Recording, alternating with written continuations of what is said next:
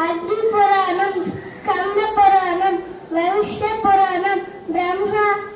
వైవర్త పురాణం, బ్రహ్మాండ పురాణం, వరాహ పురాణం, వామన పురాణం, మత్స్య పురాణం, పూర్వ పురాణం,